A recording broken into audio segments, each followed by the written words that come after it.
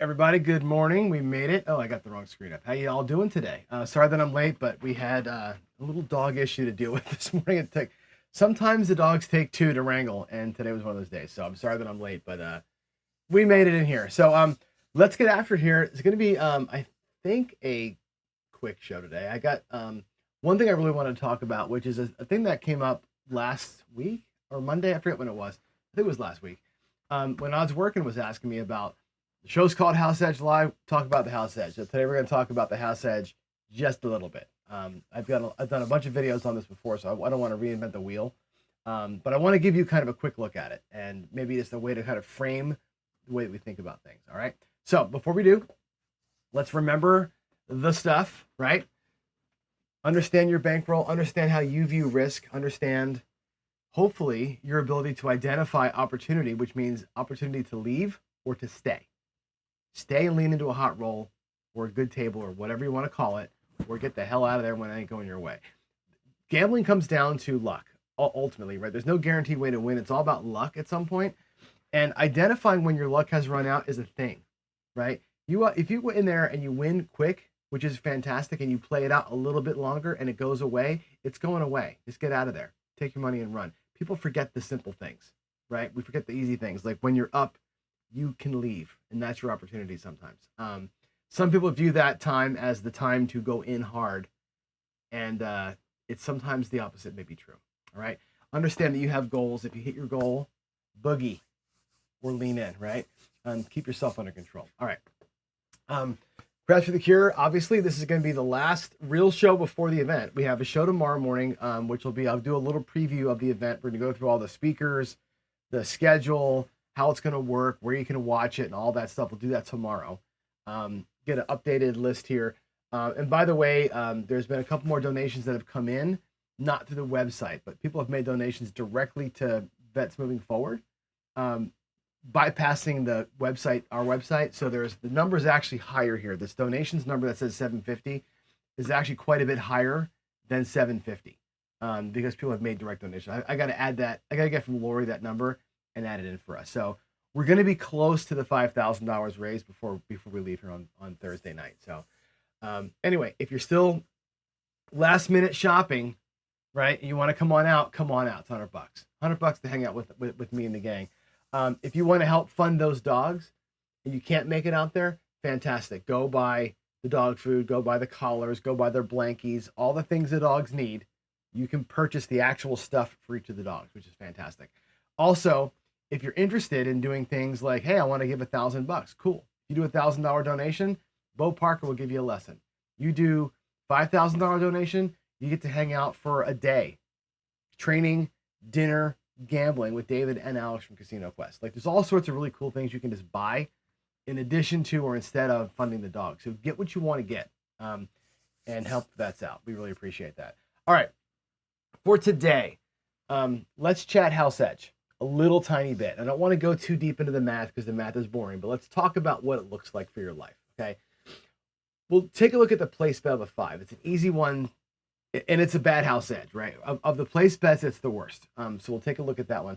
You've got a 67% chance to win that bet, 3-2 probability, okay? And we know how this works, and I think if you look at, like, I'll actually go to the table here and show you kind of how this looks with chips. I like the chip demo of this one because it works good for the 5 and 9. You've got 4 ways to win it, right? I'll do the green chips. 4 ways to win it. You got 6 ways to lose it, right?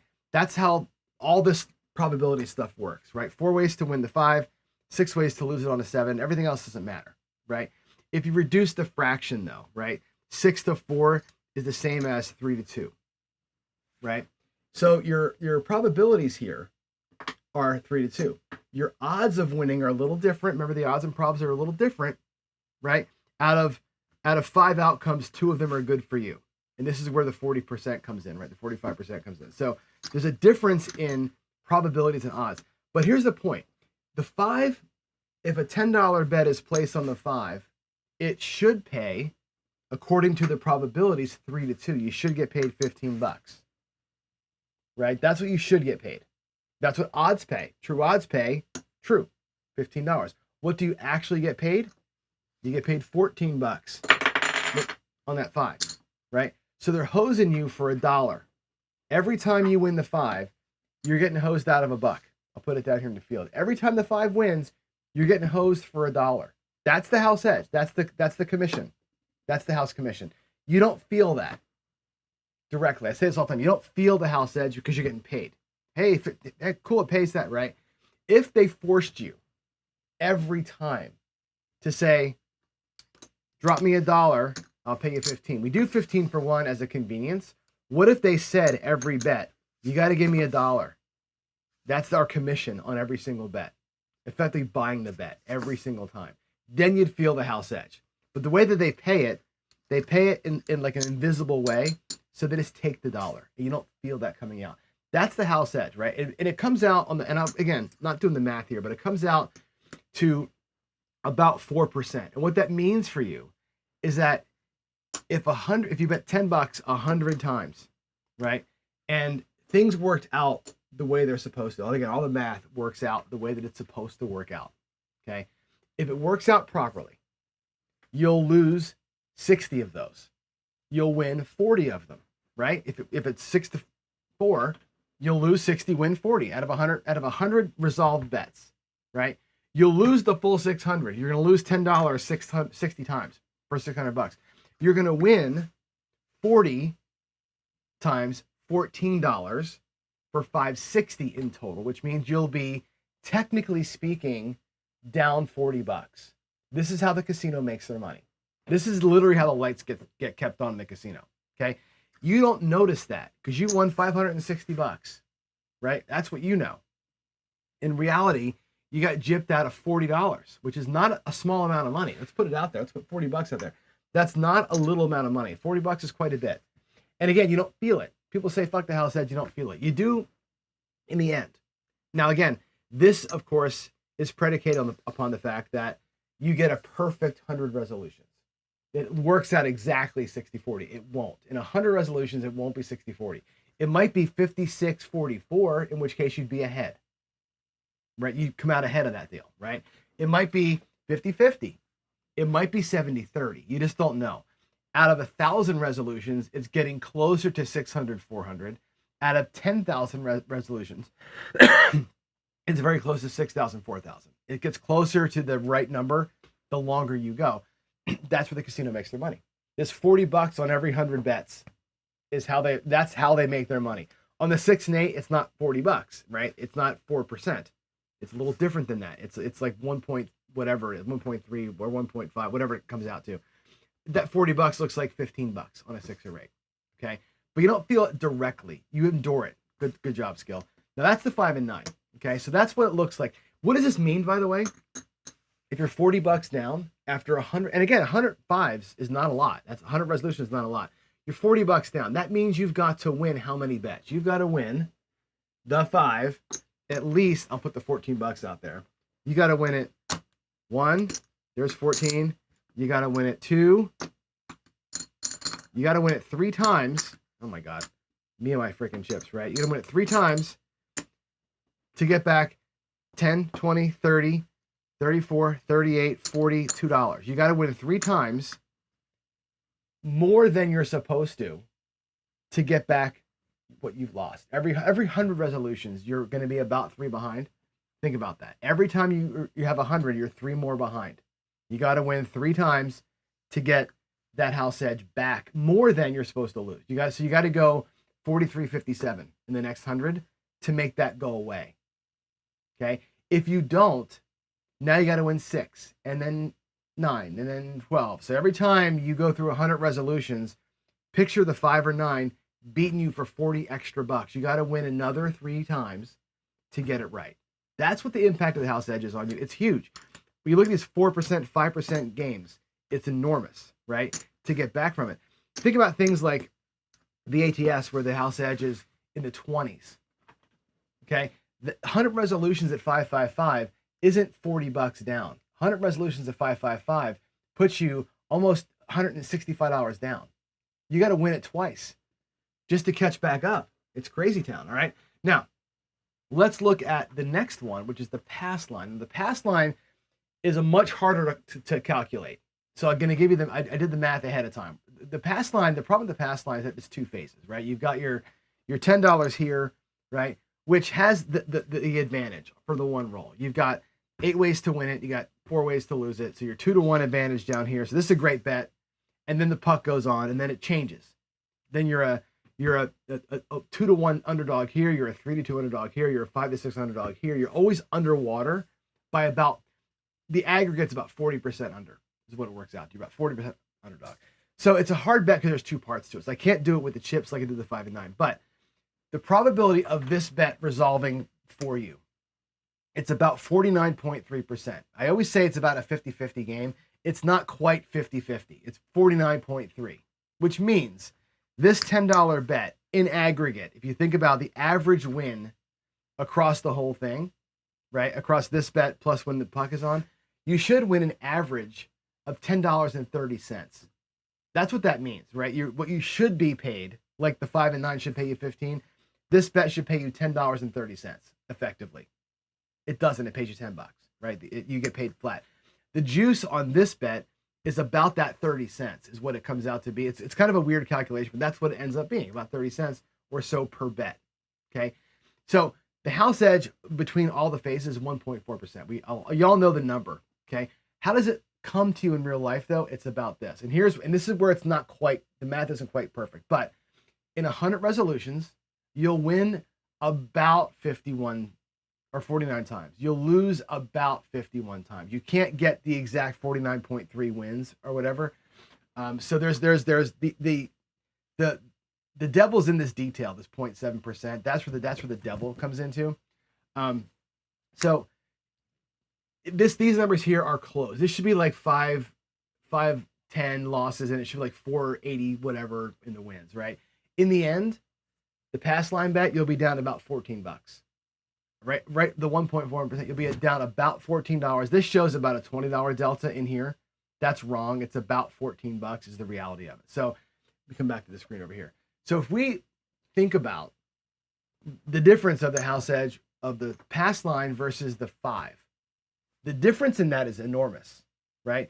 When the pass line resolves 100 times, you'll be upside down on a $10 bet about $14, which is about a bet, right? One bet, 1.5 bets, right? Not that hard to recover from compared to the 5, which takes 3 to get back. So you're looking at winning 1 extra time versus winning 3 extra times to recover the loss, the EV loss of the house edge.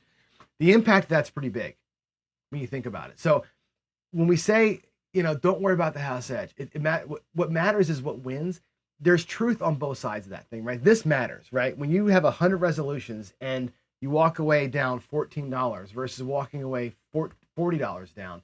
That's an enormous difference. And we're talking about a $10 game with 100 bets. You make more than 100 bets around the table, right? When it goes from 10 shooters and you have all your inside bets and everything else, you're making probably 200, 300, 400 bets in that amount of time. Between your pass line, your fields, your hops, your place bets, your presses, you've got hundreds of bets out there that you're doing all the time.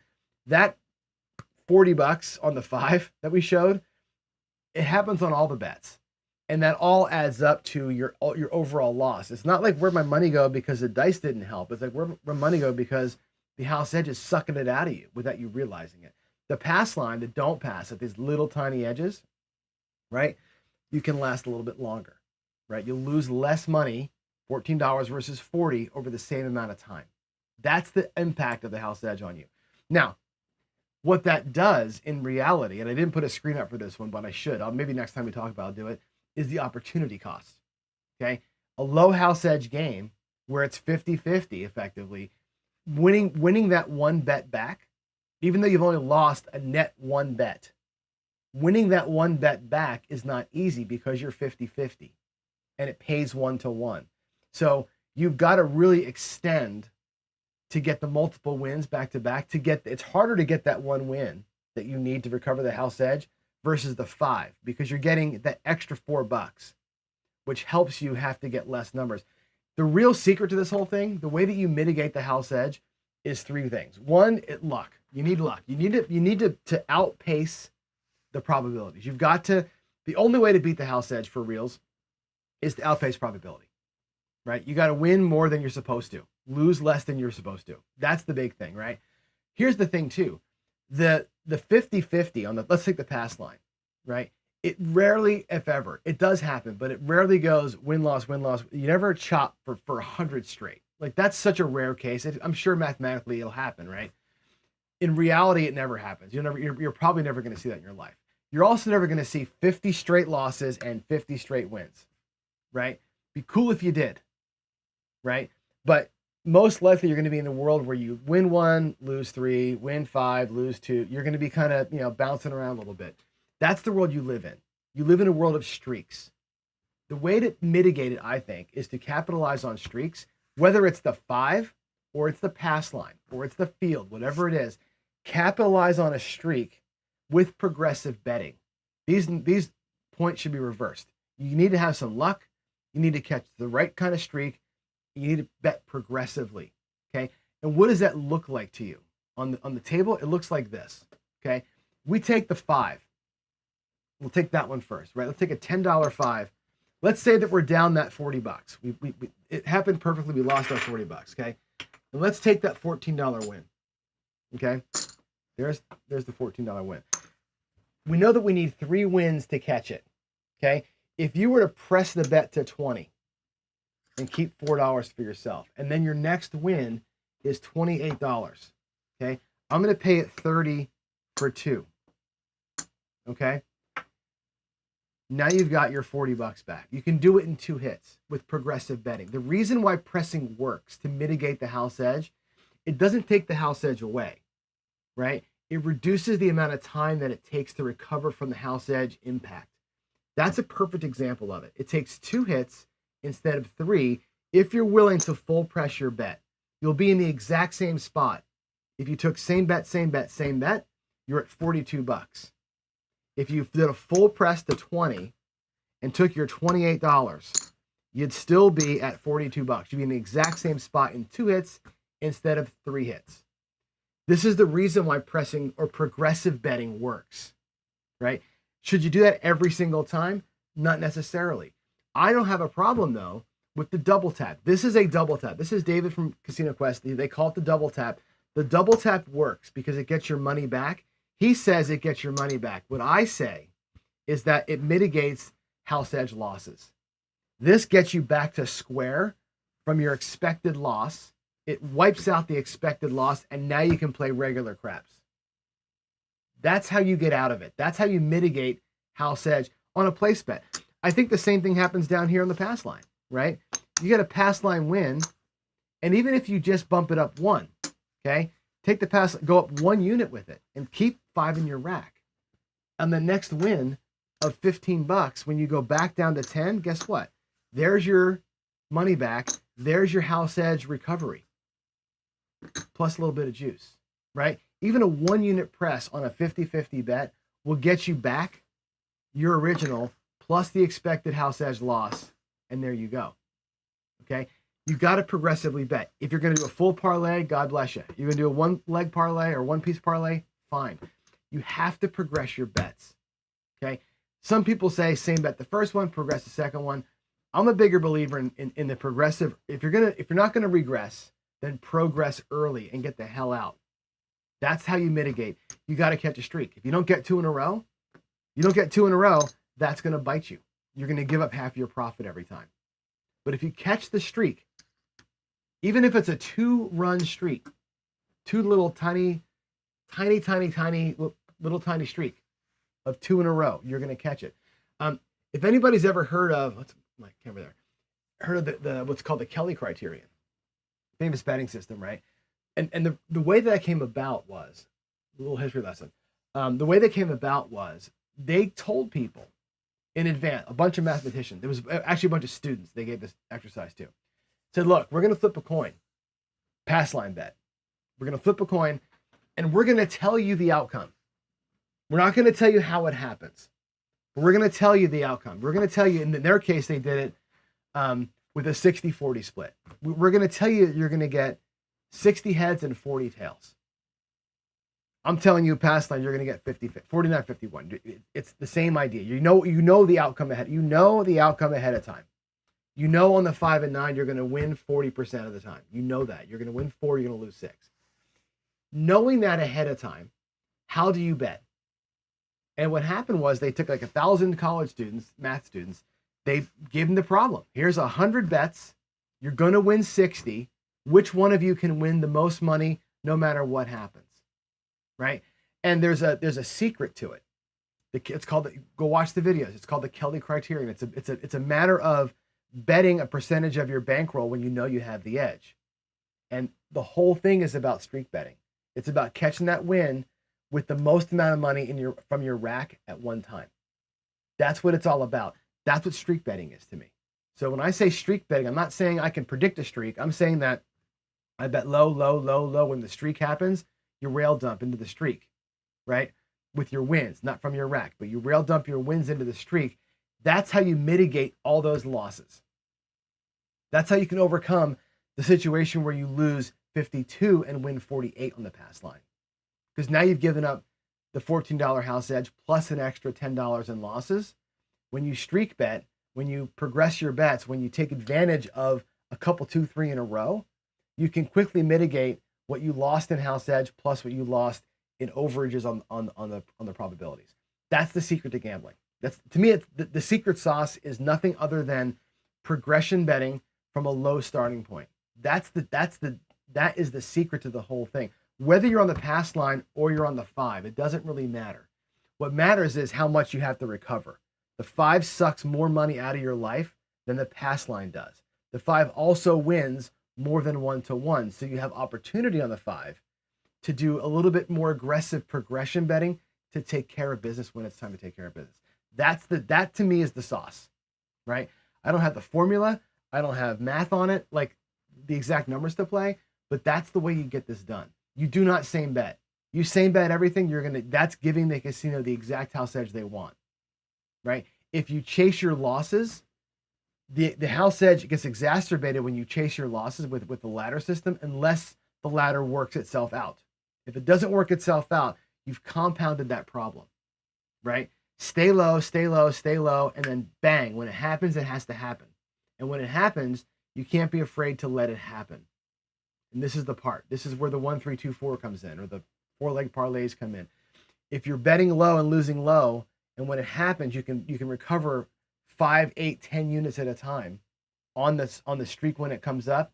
That will help you recover some of that stuff. There's no guarantee to it because you can never see the streak.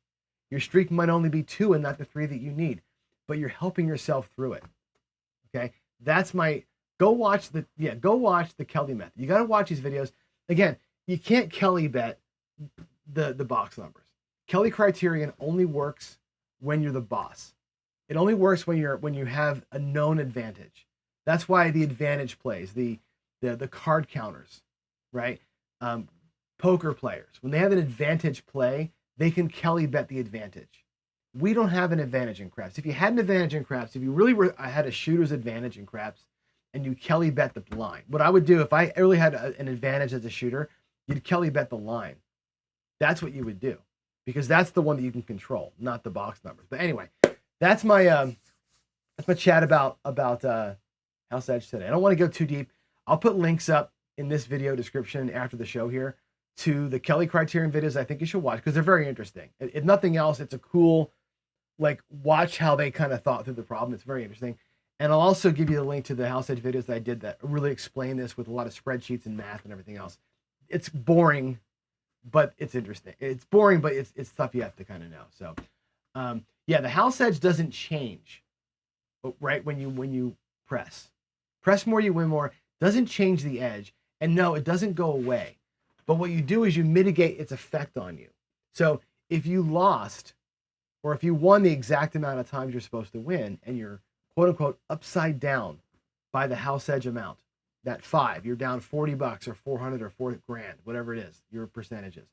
The way you get that money back into your life is to progression bet. If you don't progression bet, that money stays at the house. If you progression bet, you can recover house edge losses or the negative EV from previous bets with bigger wins. Then you're back to even again. It's all about trying to get back to even. So that's an important thing to realize, I think. So, all right.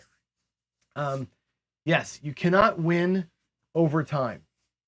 It's impossible to win over time. It just is. They have the math. And the longer it goes, the worse it gets for you, right? However, there is fun in that. And when you catch a little bit of a streak, it's great, right? On my cruise ship, I caught 13 reds in a row at one point. And you can bet your ass, I bet the daylights out of that, right? Those are very rare. And, that day I came out ahead, which was great. Previous days I had, probably treaded water. That covers up all the 5% losses I had on all the other house edge bets on the roulette table for the other 3 days. Just the way that it works, right? It's all about trying to cleave off the negative if you can do it. You got to be in a streak. You got to catch a run. You cannot same bet your way out of it. And that's where this comment comes from. People same betting their way. I watch people at blackjack locally all the time. That just, of course, it's a small table, right? But they're betting $3 the whole time. They never change their bets, and they wonder why they keep bringing out hundreds. They keep buying in for another hundred, and I'm like, you guys are just donating $3 every single time, or $5, whatever it is. Nobody's pressing. Nobody capitalizes on a run. You got to do that. I walk out of there almost every time with money, either a win or I tie, because I'm willing to progression bet the streak when it happens. Anyway, take it for what you will. The math guys can pounce on me for being wrong. I'm sure that I misstated some numbers there, and whatever. But that's the truth. That's the truth of it. The house edge will get you. We'll go back a couple screens. The house edge will take about $14 from you. If you're betting $10 on the pass line for 100 resolutions, the house edge will take about $40 from you if you're betting the 5. That's not a small difference. That's $26. That's a big difference. That's 3 pass line bets difference. That's 3 $10 bets difference. That's 3 bets on the 5 different. That's a lot of money you're just giving the house when you're betting the numbers. So the secret is don't ever same bet. All right. Now, all that said, I don't see any questions that I haven't already addressed. It's good to see Mike here. How you doing, pal? Been a while, man. All right. What do we have going on next? Already done that.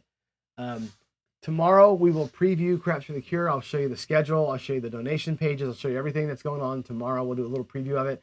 Then I'm out of here. I leave Thursday about noon for Vegas. I'll be down there about 10 o'clock at night. Get ourselves set up. We got our private table. It's going to be a whole thing. So I will see you all tomorrow morning, and then I won't see you again until Saturday for the big event. So in the meantime, thanks for watching. Love you all. God bless. And I will see you in the next one. And as Skill says, always up and pull, right? Always up and pull. Oh, one more thing. Reminder. I should have said this before I said goodbye. Anyway, your quote for the week. Why is happiness so elusive? Because you look in the future instead of the present. I'll tell you a story here. When I was coaching baseball, so I coached baseball, as you know, most of my life.